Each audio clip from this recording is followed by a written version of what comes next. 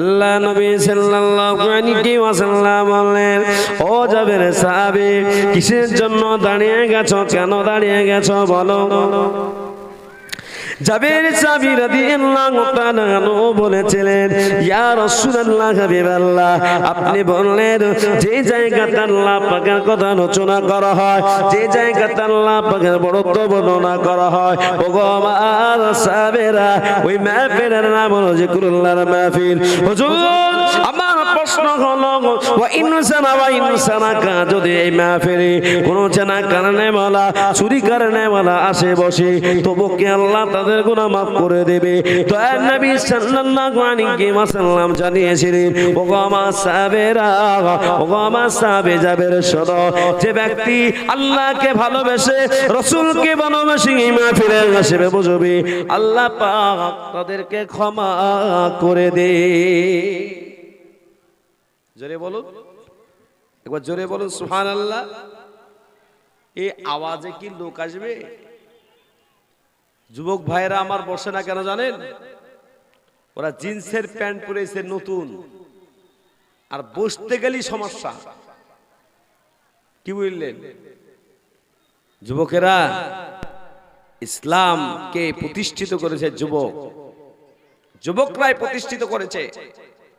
আজ তোমাদের মতন যুবকরা ইসলামের ছায়াতলে না এসে খ্রিস্টান ইহুদিদের মতন তোমরা বাইরে ঘোরাফেরা করছো। আল্লাহ বড় খুশি হয়ে তোমাকে ক্ষমা করে দেবে।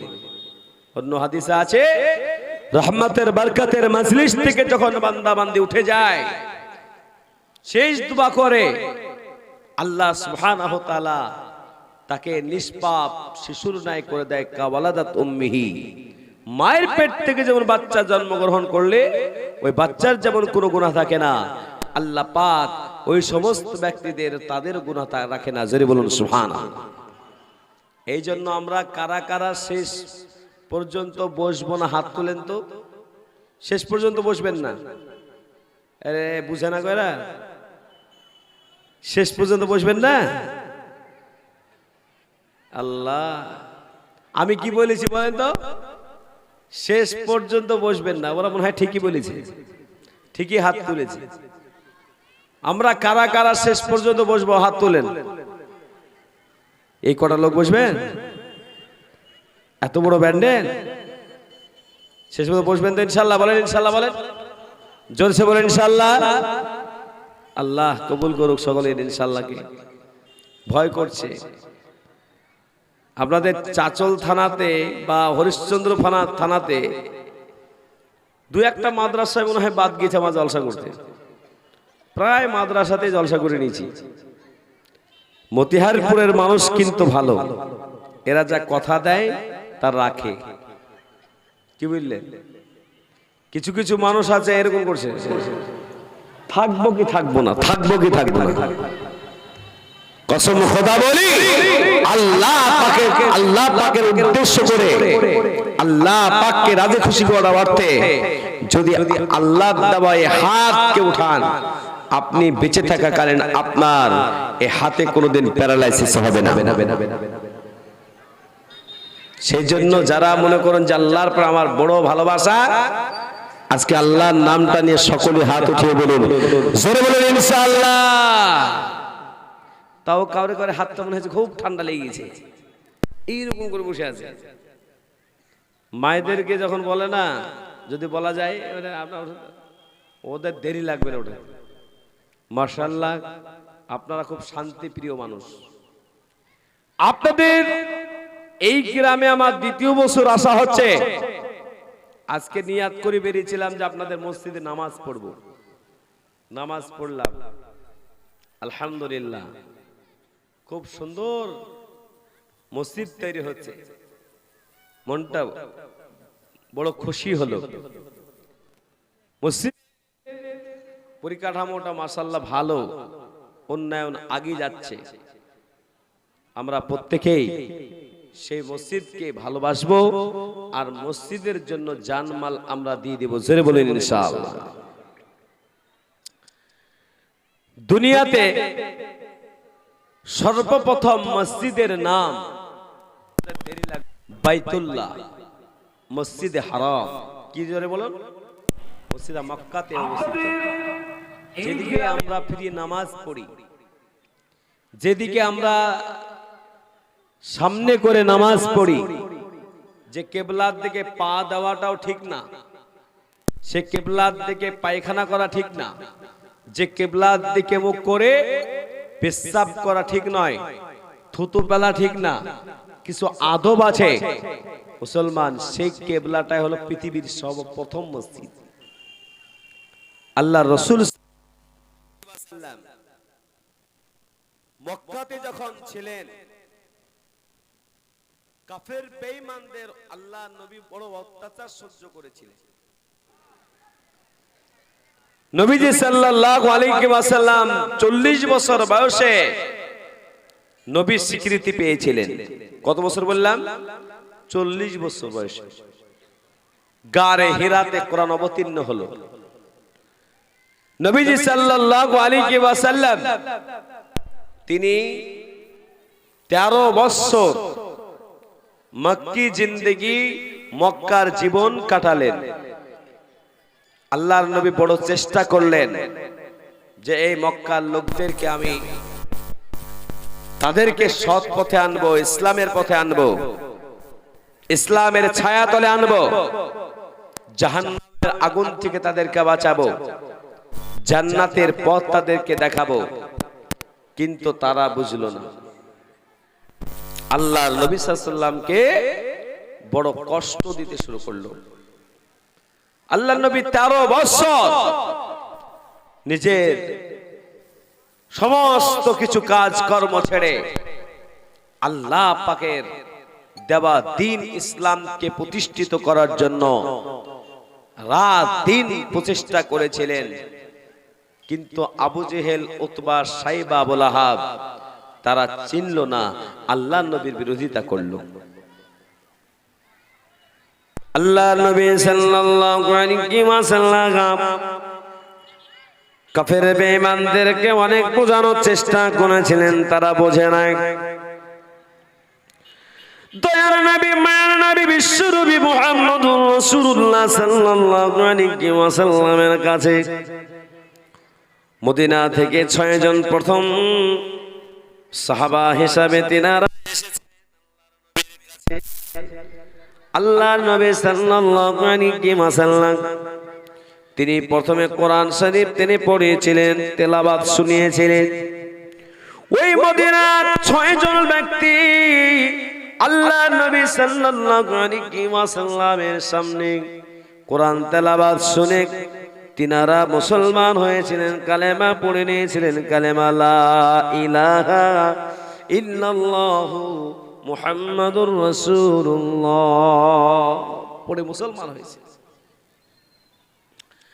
আল্লাহ নবী সাল্লাল্লাহু আলাইহি সাল্লামকে তারা বলল, হুজুর আল্লাহ পাক আপনাকে দ্বীন ইসলাম প্রচার করার জন্য নবী হিসাবে দুনিয়াতে পাঠিয়েছে, কিন্তু মক্কার বেঈমানরা আপনাকে চিনতে পারলো না, আপনাকে বড় কষ্ট দিতে শুরু করেছে। আপনি তায়েফের ময়দানে পবিত্র রক্ত ঝরিয়েছেন, হুজুর আপনাকে আমরা বলবো আপনি আমাদের সঙ্গে মদিনায় চলুন, মদিনাতে চলুন। আল্লাহ নবী সাল্লাল্লাহু আলাইহি ওয়াসাল্লাম বললেন, আমার মদিনার সাহাবীরা আল্লাহ পাকের নির্দেশ না হওয়া পর্যন্ত আমার জন্মভিটা মক্কা ছেড়ে আমি অন্য কোথাও হিজরত করতে পারবো না, কারণ আল্লাহর হুকুম প্রয়োজন আছে, আল্লাহর নির্দেশের দরকার আছে। আল্লাহর নির্দেশ ছাড়া আমি মক্কা ছেড়ে অন্য কোথাও হিজরত আমি করতে পারবো না। আল্লাহর যদি নির্দেশ হয়ে যায় আমার এই জন্মভিটা ছেড়ে অন্য কোথাও হিজরত করতে পারি। আল্লাহ নবী সাহাবীদের ভিতরে হযরত আবু বকর সিদ্দিক রাদিয়াল্লাহু তাআলা বলেছেন, আবু বকর অনেক চেষ্টা করলাম, রাত দিন চেষ্টা করলাম, কাফের বেঈমানদেরকে বোঝানোর তাদের চেষ্টা করলাম, সঠিক পথ তাদেরকে দেখানোর চেষ্টা করলাম, কিন্তু তারা শুনলো না, তারা অত্যাচারের মাত্রা বাড়িয়ে দিল। কাফের বেঈমানরা একটা পরামর্শ করলো, বলে মক্কাতে মুহাম্মদকে আমরা অনেক বুঝিয়েছি, অনেক সতর্ক করেছি, কিন্তু এই মুহাম্মদ আমাদের কথা শুনে নাই। তবে আমরা শেষ সিদ্ধান্ত নিব, মুহাম্মদ যখন সারা দিন প্রচার করে যখন আরামের জন্য যখন ঘরের ভেতরে শুয়ে যাবে, আমরা তার ঘরটাকে পুরোপুরি ঘেরাও করব, আর মুহাম্মদকে আমরা দুনিয়া থেকে শেষ করে দেব। কাফের বেঈমানরা সিদ্ধান্ত করে নিল, আল্লাহ নবী সাল্লাল্লাহু আলাইহি ওয়াসাল্লাম হযরত আবু বকরকে বলেন, আবু বকর, কাফের বেঈমানরা মনে হয় আর আমাদেরকে এই মক্কার জমিনে দিন প্রচার করতে দিবে না। এই সাহাবারা শোনো, আল্লাহর যদি নির্দেশ হয়ে যায় হিজরত করতে হতে পারে, সাহাবারা তোমরা কি তৈরি? বলে হুজুর আমরাও তৈরি, কোনো সমস্যা নাই।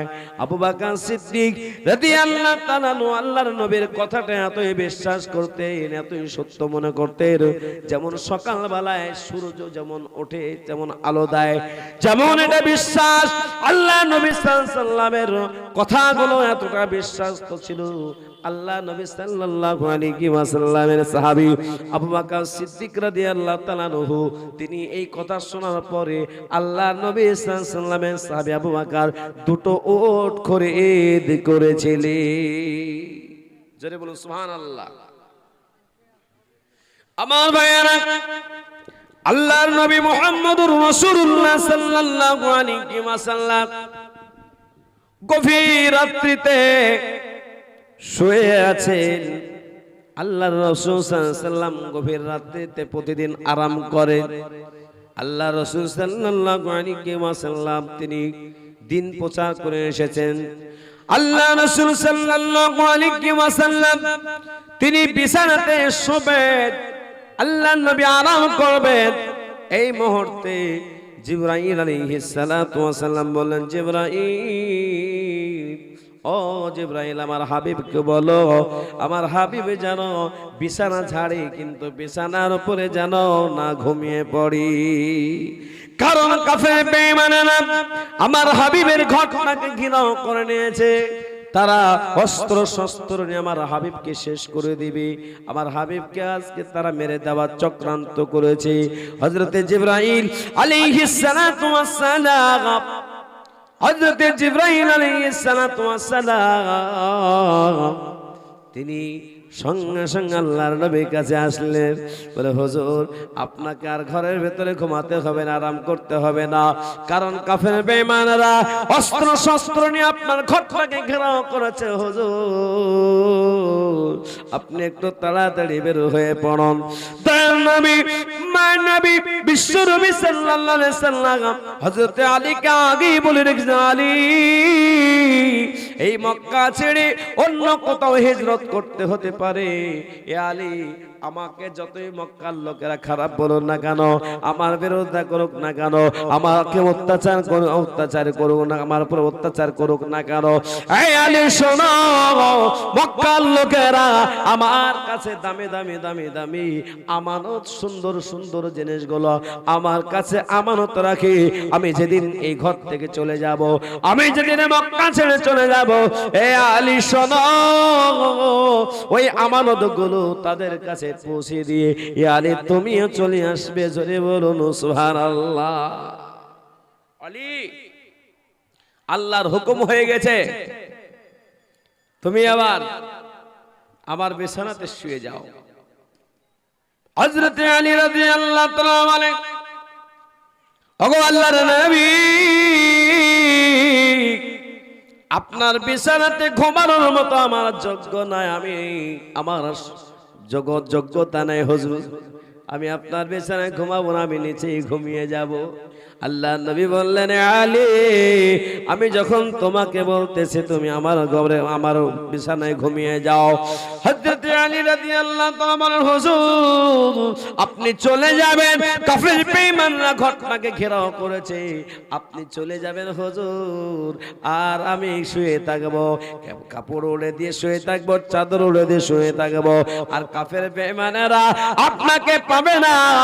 আর আলী আমি আলী, আমাকে তারা চরম পর্যায়ে মারবে হুজুর। তাদের মার খেতে খেতে যদি আমার জীবনটা চলে যায় হুজুর, আমি বুঝতে পারবো, আমি এটাই সৌভাগ্য মনে করব যে আমি দুনিয়ায় বেঁচে থাকলে, আলী দুনিয়ায় বেঁচে থাকলে দুনিয়ার কোন রকম কোন লাভ লস হবে না, কিন্তু নবীজি যদি দুনিয়া থেকে চলে যায় দুনিয়ার বড় লস হয়ে যাবে, বড় বড় আপনার অসুবিধা হয়ে যাবে।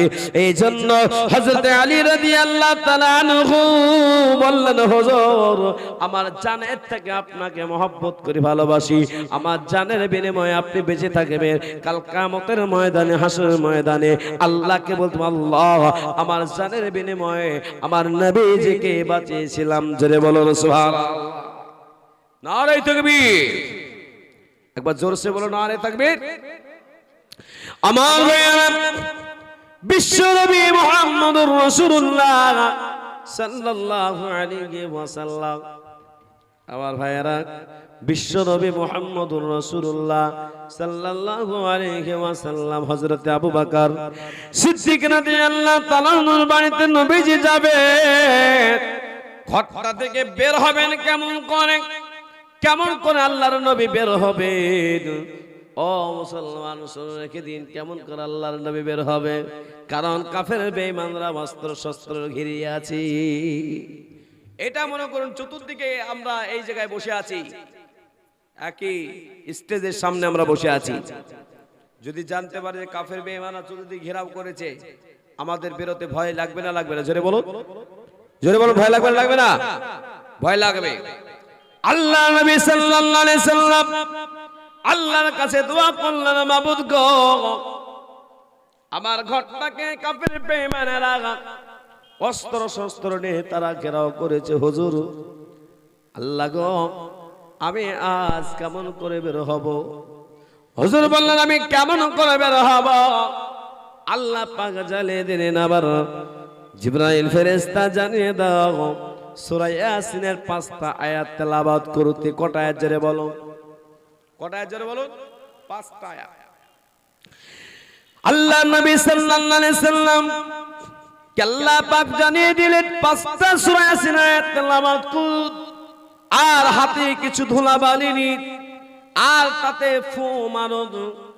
আল্লাহ পাক রব্বুল আলামিন সেই ধুলাবালিগুলোকে জমিনে ফেলবেন না। নবীজি সাল্লাল্লাহু আলাইহি সাল্লামের 5টা আয়াত কোরআনে তেলাওয়াত করে ফু মারার কারণে আল্লাহ পাক রব্বুল আলামিন সমস্ত বেঈমানদের চোখে ধুলাবালি পৌঁছাবে।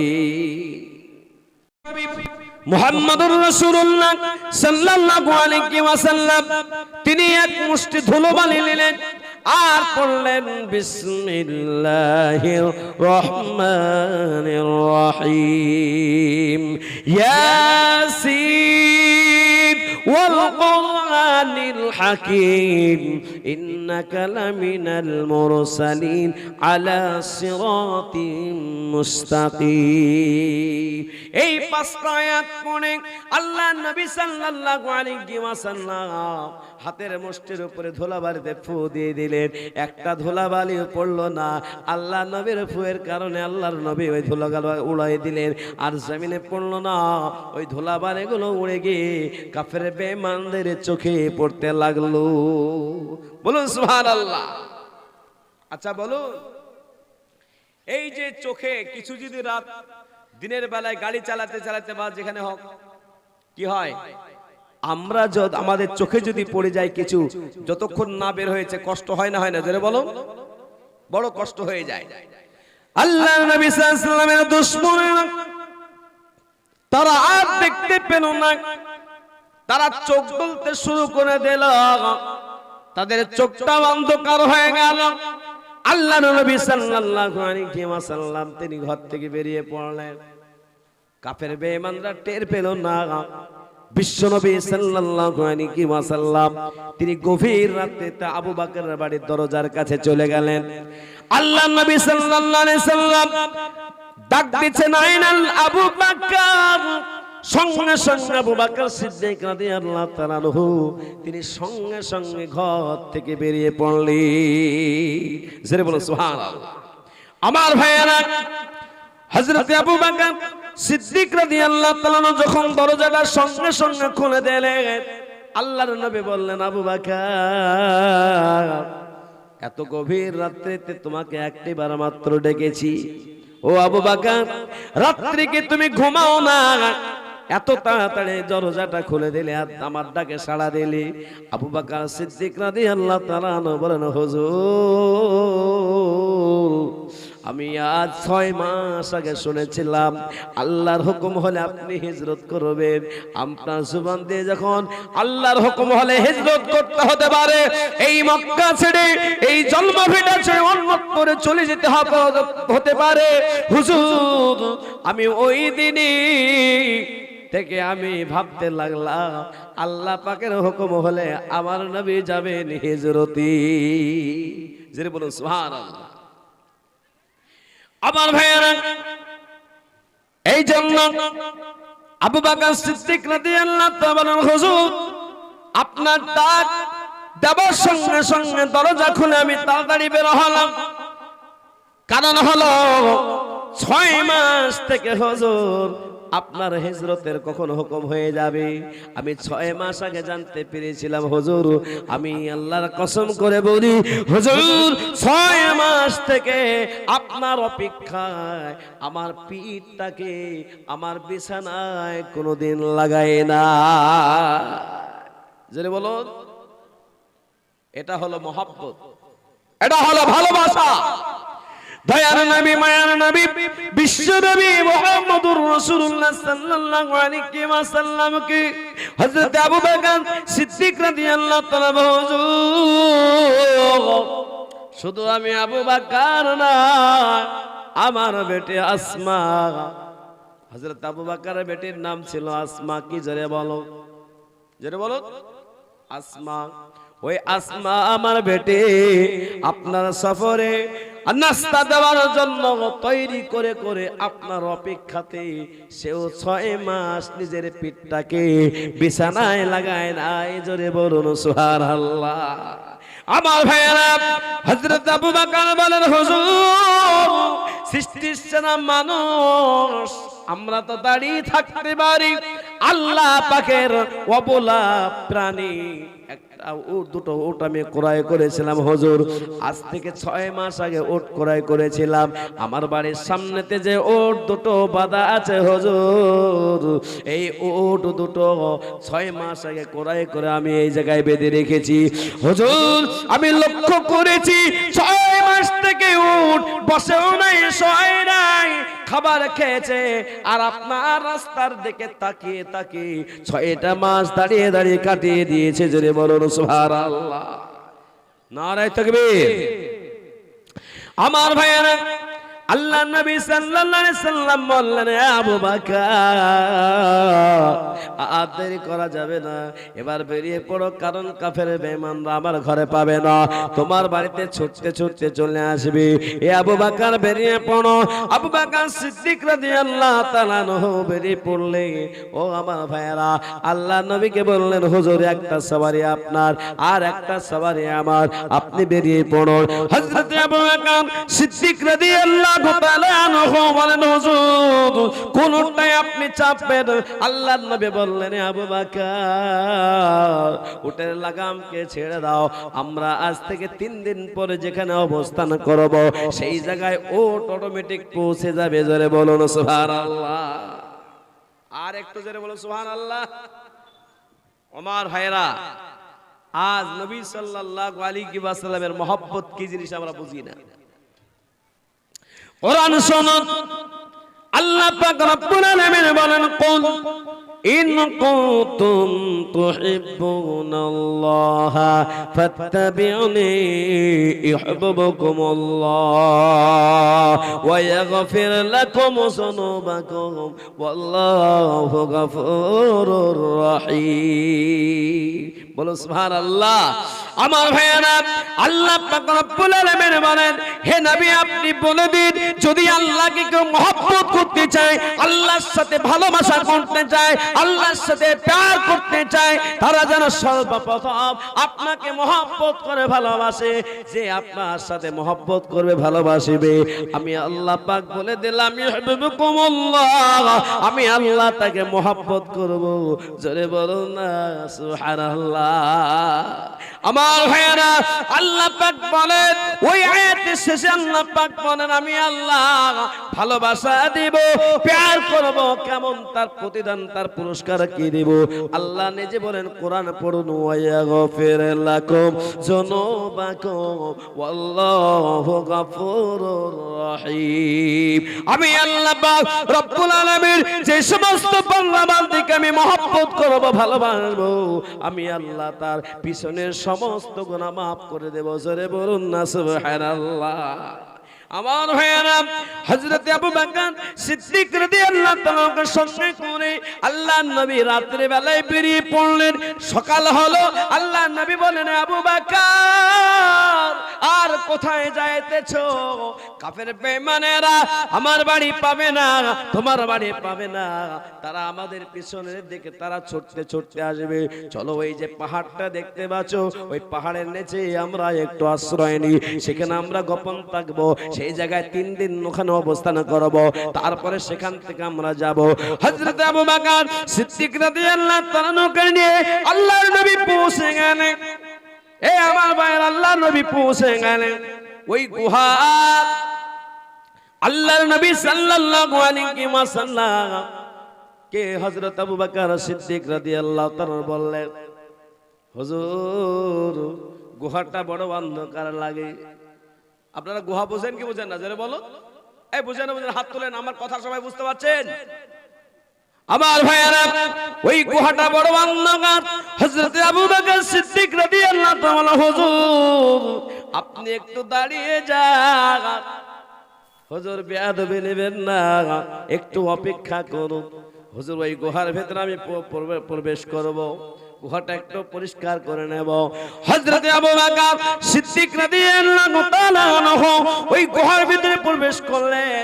গুহাটাকে সুন্দর করে সাফ করে ডানে বামে আপরে নিচে হযরত আবু বকর সিদ্দিক রাদিয়াল্লাহু তাআলা দেখলেন অনেকগুলো ছিদ্র আছে। ছিদ্র বুঝেন না? গর্ত, গর্ত, অনেক গর্ত আছে। আবু বকর সিদ্দিক রাদিয়াল্লাহু তাআলা আনহু মায়রামা, এরকম একটা আপনার রুমাল ছিল। এই যে রুমালটা দেখতে পাচ্ছেন, এই রুমালটা, এই ধরনের একটা রুমালটাকে কেটে কেটে কেটে কেটে মোট 12টা ছিদ্র ছিল। সমস্ত ছিদ্রগুলো বন্ধ করে দিলে আল্লাহর নবীর সাহাবী হযরত আবু বকর বলেন, হুজুর ওই গুহাটা পরিষ্কার হয়ে গেছে, এবার আপনি আসুন। হযরত আবু বকর সিদ্দিক রাদিয়াল্লাহু তাআলা আনহু বললেন, হুজুর আমি বসে যাচ্ছি, আমার ওর উপরে মাথা দিয়ে আপনি একটু আরাম করুন, আরাম করুন। মহব্বত কাকে বলে শুনুন। হযরত আবু বকর সিদ্দিক রাদিয়াল্লাহু তাআলা আনহু বসে গেলেন, নবী আমার আরাম করতে লাগলেন। নবী আমার আস্তে আস্তে ঘুমিয়ে পড়লেন। হযরত আবু বকর সিদ্দিক রাদিয়াল্লাহু তাআলা আনহু চতুর্দিকে তাকিয়ে দেখলেন সব ছিদ্র বন্ধ করে ফেলেছি, কিন্তু আমার পায়ের কাছে ছিদ্রটা বন্ধ করা হয় না। আবু বকর সিদ্দিক রাদিয়াল্লাহু তাআলা মনে মনে ভাবলেন, সব ছিদ্র বন্ধ, ওই ছিদ্রটা যদি বন্ধ না করে ওই সাপ বা কীড়া মাকড়া এসে আমার নবীজিকে দংশন করতে পারে। আমার জীবনের থেকে আমার নবীকে বেশি ভালোবাসি, মহব্বত করি, তাই আবু বকর বলেন, আমার কাছে তো আর কোনো কাপড় নাই, আর কোনো কাপড় নাই। আবু বকর বলেন, আমার জীবন চলে যাক, আমার নবী বেঁচে থাকুক। হযরত আবু বকর এই বাম হাতে বাম পায়ের গোড়ালিটা ওই ছিদ্রতে দিয়ে ছিদ্র বন্ধ করে দিলেন। জোরে বলুন সুবহানাল্লাহ। আমার ভাইয়েরা, আমরা মানুষরা নবীর দিদার বুঝি না। মদিনাতে নবীজির রওজা মুবারক আছে। আমি 2019 সালে উমরা হজ করতে গিয়েছিলাম। সেখানে গিয়ে নবীজির রওজা মোবারকে সালাম দিয়েছিলাম। ও মুসলমান, বিশ্বনবী বলেছিলেন মান যারা কবরাহু ওয়াজাবাত শাফাআতুহু, আমার মৃত্যুর পরে যারা আমার জিয়ারত করবে, আমার কবর জিয়ারত করবে, আমার আল্লাহ পাক রব্বুল আলামিনের নবী বলেছিলেন তার জন্য সুপারিশ করাটা আমি নবী ওয়াজিব হয়ে যাব। জোরে বলো সুবহানাল্লাহ। আমার ভাইয়েরা, যারা হজ করতে গেছে, উমরা করতে গেছে, নবীজির রওজা মোবারক কাছে গিয়ে আসসালামু আলাইকা বলার পরে মনে হয় নবী আমার জিন্দা নবী, হায়াতুন নবী, যেন একটা উত্তর আসছে, এমন মহব্বত পাওয়া যায়। বলো সুবহানাল্লাহ। দয়ার নবী, মায়ার নবী, বিশ্ব নবী সাল্লাল্লাহু আলাইহি ওয়াসাল্লামের সাহাবী আবু বকর নবীজির মহব্বতে ভালোবাসাতে নিজের গোড়ালি পায়ের গোড়াটা দিয়ে ছিদ্র বন্ধ করে রেখেছে। এই মুসলমান, আজ নবীর সুন্নতটা মানতে চায় না, নবীর ভালোবাসা আমরা কেমন তা বুঝি না। নবী সাল্লাল্লাহু আলাইহি সাল্লামের সাহাবী আবু বকর সিদ্দিক রাদিয়াল্লাহু তাআলা আনহু নিজের জীবনটাকে আল্লাহর নবীর জন্য কুরবান করেছিলেন। বলুন সুবহানাল্লাহ। আজকে রহমতের বরকতের মজলিসে অনেকে টুপি মাথায় দিয়ে এসেছে, অনেকে আসে নাই। রাগ করবেন না, কষ্ট পাবেন না। আজকে মুসলমানের ছেলেরা 25,000 30,000 টাকা দামের মোবাইল পকেটে রাখতে পারে, আর একটা টুপি পকেটে রাখতে পারে না। নামাজ পড়বে তবেই তো টুপি রাখবে, ঠিক না বেঠিক? জোরে বলো। আর টুপি তো নাই, কি বললেন? বড় বড় ব্যবসায়ী টুপি নেই। আমার ভাইরা, যদিও বা সরকারি টুপি, মাদ্রাসার এই মসজিদের সরকারি টুপি পরে তো সেজদা করতে যতবার যাচ্ছে ততবার পড়ছে, ততবার উঠাচ্ছে। নামাজ হবে? নামাজ হবে না। একবার পড়লো উঠালেন, ঠিক আছে, বারবার যদি পড়ে আর বারবার উঠান তো হবে নাকি নামাজ? আয় মুসলমান, শুনে রেখে দিন, দয়ার নবী, মায়ার নবী, বিশ্ব নবীর সাহাবী হযরত আবু বকর সিদ্দিক রাদিয়াল্লাহু তাআলা আনহু, ও আমার ভাইরা, যে ছিদ্রটায় পা দিয়ে আছেন, পা দিয়ে বন্ধ করে রেখেছেন, আমার ভাইরা, প্রাণী জগতের একটা প্রাণী, তার নাম হলো সাপ। কি নাম বললাম জোরে বলো? সাপ। নবীজির দিদারের জন্য ওই সাপটা সিরাতে মুস্তাফা কিতাবে লেখা আছে। আল্লাহর নবীর দিদারের জন্য 1 বছর 2 বছর নয়, আল্লাহর নবীর দিদারের জন্য 40 বছর ওই গুহায় অপেক্ষা করেছিলি। কত বছর বললাম? 40 বছর। আমরা তো 40 মিনিট বসতে পারি না, 1 ঘন্টা রহমতের মজলিসে বসতে পারি না, 2 ঘন্টা রহমতের মজলিসে বসতে পারি না, আমার মা বোনরা বসতে পারে না। ও আমার ভাইরা, এটা নবীর মহব্বত বলে না, এটা নবীর মহব্বত বলে না। হযরত আবু বকর সিদ্দিক রাদিয়াল্লাহু তাআলা আনহু সব ছিদ্র বন্ধ করেছিলেন, কিন্তু একটা ছিদ্র তিনি যে পা দিয়ে বন্ধ করে রেখেছিলেন। ওই যে সাপ আল্লাহর নবীর দিদারের জন্য বের হবে, রাস্তা পাচ্ছে না। কি পাচ্ছে না জোরে বলো? রাস্তা পাচ্ছে না।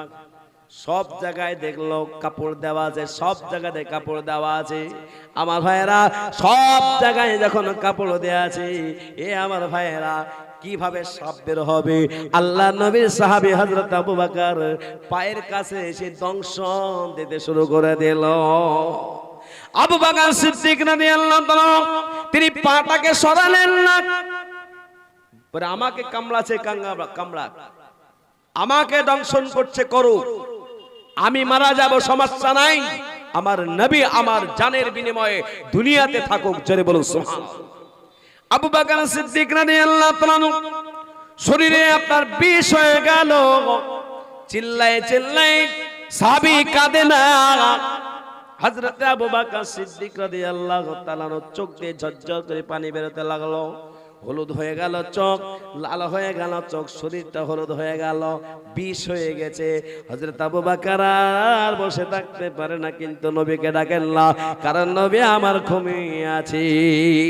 চোখ ভরা পানি, যখন আপনার চোখের পানি আর রাখতে পারে না, হযরত আবু বকর সিদ্দিক রাদিয়াল্লাহু তাআলা আনহু ডান দিকে এমন করে চোখটাকে মোছে, আর একদিকে এমন করে চোখের পানি মোছে। কিন্তু এক ফোঁটা চোখের পানি গড়তে গড়তে হযরত আবু বকরের দাড়ি মোবারক হয়ে বিশ্ব নবীর নূরানী চেহারাতে কপালে এক ফোঁটা চোখের পানি গরম না ঠান্ডা জোরে বলো। এই চোখের পানি গরম না ঠান্ডা জোরে বলো। চোখের পানি গরম। আমার ভাইয়েরা, চোখের পানি গরম। ওই গরম এক ফোঁটা চোখের পানি যখন নবীজির কপালে পড়ে গেল, আল্লাহ নবীর সঙ্গে সঙ্গে জাগ্রত হয়ে গেলেন। আল্লাহ নবী দেখতে পেলেন আবু বকর কাঁদতেছে। আল্লাহ নবী বলেন, আবু বকর কেন কাঁদতেছে তুমি বলো? তোমার কি বাড়ির কথা মনে পড়েছে? তোমার কি সন্তানের কথা মনে পড়েছে? তোমার কি স্ত্রীর কথা মনে পড়েছে?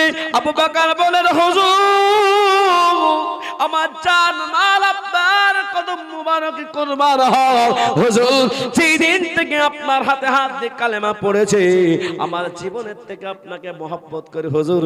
আমার বাড়ির কথা মনে পড়ে নাই, আমার আর বেটির কথা মনে পড়ে নাই হুজুর।